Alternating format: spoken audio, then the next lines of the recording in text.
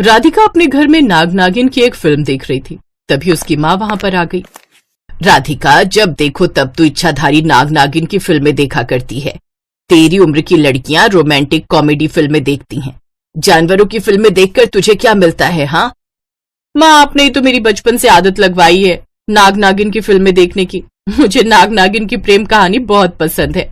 मुझे भी नाग नागिन की फिल्में देखना पसंद है, पर कभी कभी अच्छा लगता है। आज तुझे देखने के लिए लड़के वाले आने वाले हैं। फिल्म देखना बंद कर, ब्यूटी पार्लर जाकर थोड़ा तैयार होकर आ। माँ, बस थोड़ी देर की फिल्म बची है, फिल्म कंप्लीट कर लूं, उसके बाद मैं ब्यूटी पार्लर जाती हूँ। राधिका अपनी सहेली प्रीति के साथ ब्यूटी पार्लर चली गई और वापस आते समय दोनों आपस में बातें कर रही थी। क्या बात है राधिका, आज तो तूने इतना महंगा मेकअप करवाया है। लड़के वाले देखने आने वाले हैं क्या? हाँ यार प्रीति, शाम को लड़के वाले देखने आ रहे हैं और मुझे पक्का पता है कि तू ये रिश्ता मना कर देगी। तूने बिल्कुल सही कहा प्रीति, मैं इतने सारे लड़के देख चुकी हूँ पर कोई भी लड़का इच्छाधारी नाग की पर्सनैलिटी वाला नहीं मिला आज तक। उनकी आंखों में ना जादू होता है। तू पागल हो गई है राधिका। इच्छाधारी नाग की पर्सनैलिटी गजब की होती है। उनकी आंखों में तेज होता है। मैंने फिल्मों में देखा है, जब नागिन को जरा सी भी खरोच आती है तो उसका नाग उसका बदला किसी भी कीमत पर लेकर रहता है। पर ये जो आजकल के लड़के हैं, ये शादी होने के बाद भी दूसरी लड़कियों को ताड़ते रहते हैं। मैं आंटी से बात करती हूँ, जल्दी तेरा इलाज कराए। राधिका अपने घर चली गई। शाम को जब लड़के वाले उसे देखने आए, राधिका वहीं पर बैठी थी। उसे राजू बिल्कुल पसंद नहीं आया। इस दुनिया में कोई ऐसी लड़की नहीं है जो मुझे मना कर दे। वैसे तुमने कहा है तो मैं पूछ लेता हूँ कि क्या मैं तुम्हें पसंद हूँ या नहीं। बिल्कुल नहीं।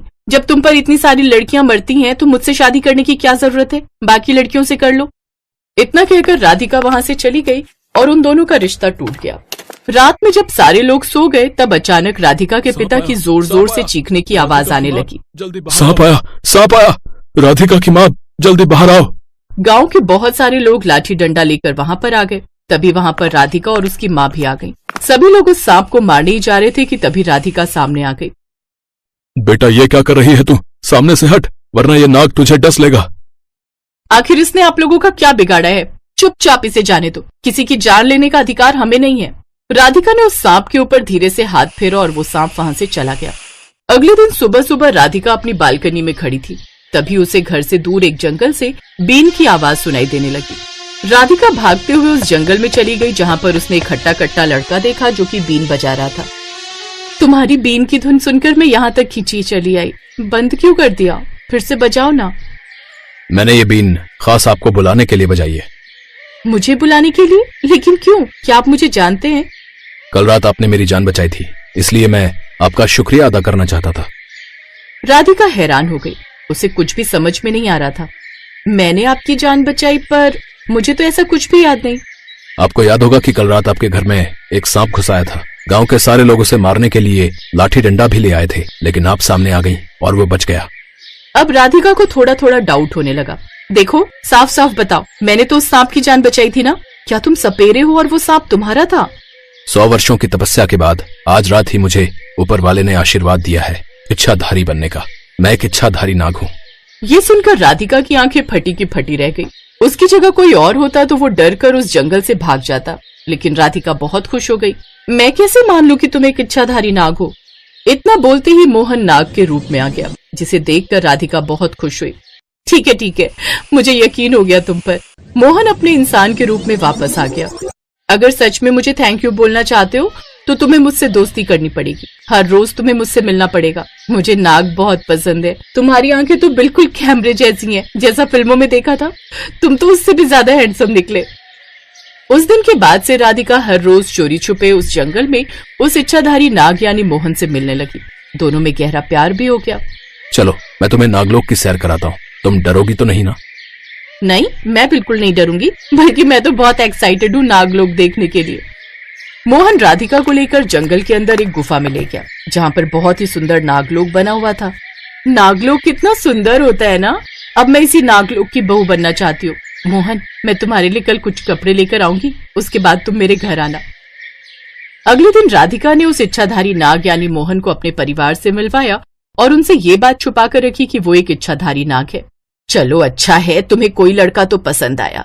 हमें इस रिश्ते से कोई प्रॉब्लम नहीं है, लेकिन एक बार इनके परिवार से तो मिलना पड़ेगा ना।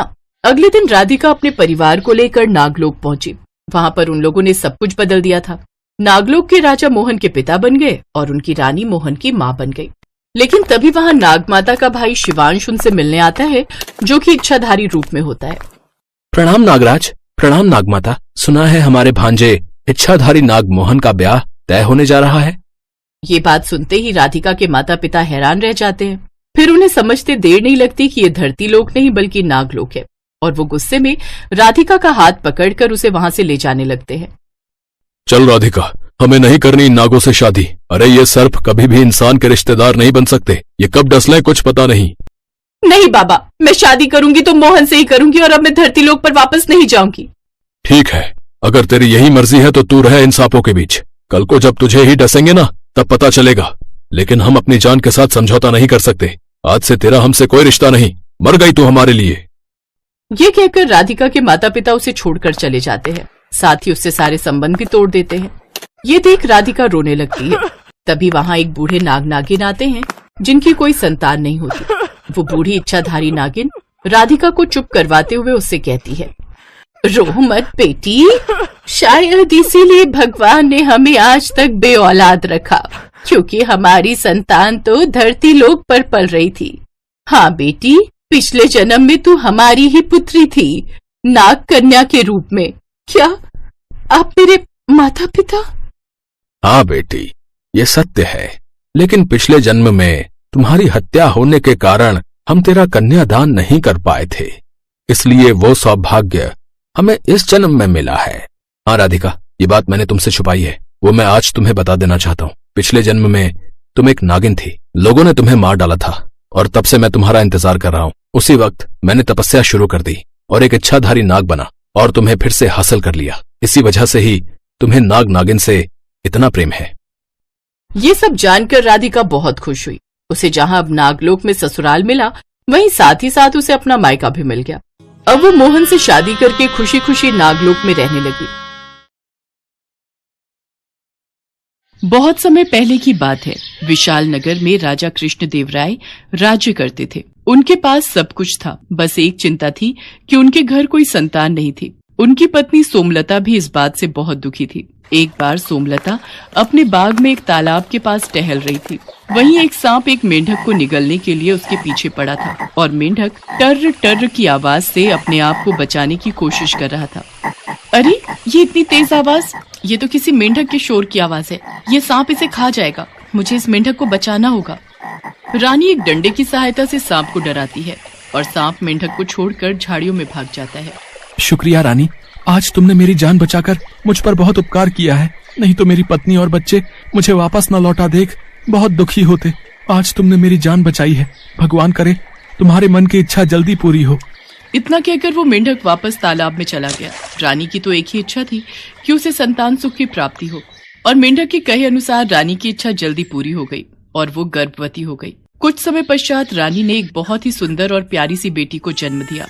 महारानी, हमारी बेटी के नामकरण समारोह में हम दूर दूर के राज्यों में सभी को आमंत्रित करेंगे। इसके अलावा मैं चाहता हूँ हम परीलोक की सभी परियों को अपनी बेटी को आशीर्वाद देने के लिए आमंत्रित करें। ये तो बहुत उत्तम विचार है महाराज। तो ठीक है, मैं दूर दूर के राज्यों में सभी राजा महाराजा को आमंत्रित करने के लिए सेनापति को भेज देता हूँ और परीलोक में भी सबको आमंत्रित करता हूँ। राजा कृष्णदेव राय परीलोक में सभी परियों को आमंत्रित करने चले जाते हैं, पर भूल से वो काली परी को आमंत्रित करना भूल जाते हैं। राजकुमारी के नामकरण संस्कार पर सभी परियां और दूर दूर के राजा महाराजा शामिल होते हैं। काली परी जब सब परियों को वहां गया देखती है तो वो क्रोध में आ जाती है और राजमहल पहुंचती है। राजा कृष्णदेव राय, तुमने सब परियों को आमंत्रित कर दिया पर मुझे बुलाना भूल गए। काली परी, ऐसी बात नहीं है, मुझसे भूल हो गई, मुझे क्षमा कीजिए। जब मैं परियों को आमंत्रित करने गया था तब आप मुझे महल में दिखाई नहीं दी। मैं कुछ नहीं जानती, इस भूल की कोई क्षमा नहीं है। तुमने मुझे आमंत्रित नहीं किया, मेरा अपमान किया, इसलिए मैं तुम्हारी बेटी को श्राप देती हूँ कि ये इसी समय काली हो जाए, इसका रंग काला हो जाए और कोई भी इसे पसंद न करे। नहीं नहीं काली परी, ऐसा मत करो, मेरी बेटी का इसमें कोई दोष नहीं। तुम मेरी फूल सी बच्ची को क्यों सजा दे रही हो? काली परी, मेरी भूल की सजा मेरी बेटी को मत दो, इसे श्राप मुक्त कर दो। राजा और रानी काली परी से क्षमा मांगने लगे। और बाकी परियां भी काली परी को समझाने लगी। तब काली परी बोली, मैं अपना श्राप तो वापस नहीं ले सकती, पर इसका असर कम कर सकती हूँ।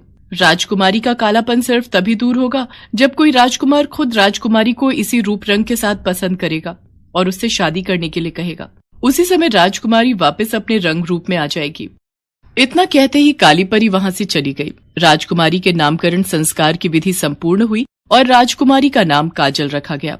उसके पश्चात सब मेहमान अपने अपने देश वापस चले गए। धीरे धीरे राजकुमारी काजल बड़ी होने लगी। काले रंग की वजह से सब लोग राजकुमारी का मजाक उड़ाते थे और उससे नफरत करते थे।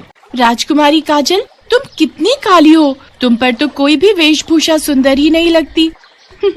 अगर ये इतने सुंदर सुंदर कपड़े और गहने हमारे पास होते ना, तो हम तुमसे ज्यादा सुंदर लगती। अरे राजकुमारी काजल को कुछ मत कहो, नहीं तो ये राजा रानी को हमारी शिकायत लगा देगी। हमारे माता पिता ने मना करा है कि हम राजकुमारी के साथ ना खेलें, नहीं तो राजा रानी हमें सजा दे देंगे। चलो चलो, हमें इसके साथ नहीं खेलना। नहीं, मैं माताश्री पिताश्री को कुछ नहीं कहूंगी। तुम सब मेरे साथ खेलो, मुझे तुम्हारे साथ खेलना है। रुको। राजकुमारी काजल की बात कोई भी सहेली नहीं सुनती।